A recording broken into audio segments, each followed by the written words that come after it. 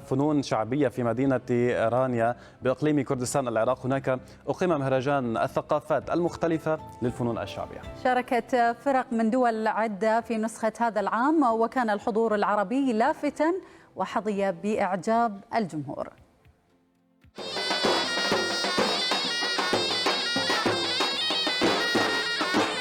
بكثير من الموسيقى والحركات والخطوات المتقنة والمتناسقة بدأت فعاليات النسخة السادسة من مهرجان الثقافات المتنوعة في مدينة رانيا في إقليم كردستان العراق. نريد أن ندفع السياسة بعيدا ونتجاوز اختلافاتنا لنصل إلى مرحلة التعايش السلمي بين الشعوب كافة.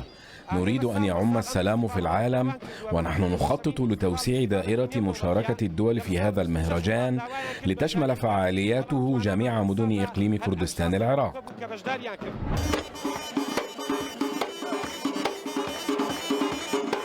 16 فرقة موسيقية تراثية وفلكلورية قدمت من 8 دول مختلفة لتقدم إلى جانب الفرق العراقية عروضها التي اتسمت بكثير من الأصالة.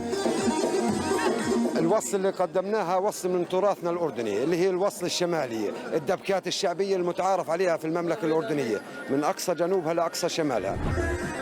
هذه الفرق القادمة من شتى بقاع العالم لا تتنافس على الفوز بجوائز بقدر ما تسعى لإسعاد الجمهور بإبداع إنساني يتعدى الحدود الجغرافية حتى وإن بدا محليا.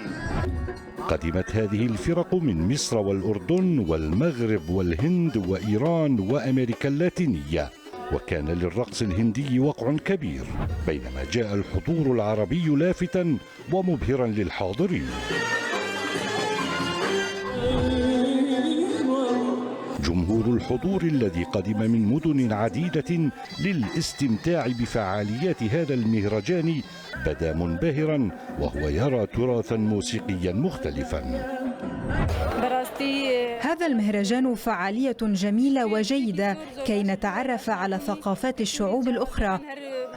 حسب القائمين عليه يبدو أن لهذا المهرجان مستقبلا كبيرا، حيث طلبت 26 دولة المشاركة في نسخته لهذا العام، لكن إمكانياته لم تسمح إلا باستقبال الفرق 16، ما دفع الجميع إلى التفكير بجدية في توسيع دائرة المشاركة في نسخه السنوية القادمة.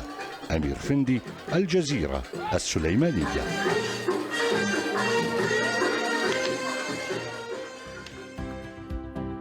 جميل هذا التلاقي بالفنون الشعبية. كل فئة، كل مجتمع، كل شعب يقدم يعني أبرز ما لديه وأجمل ما لديه، والمهم يعني كما ذكر التقرير ليس هناك جوائز، المهم المنافسة الجميلة. المنافسة الجميلة من هذا المهرجان إلى فعالية أخرى سنتعرف عليها بعد الفاصل في رام الله على البسكليت.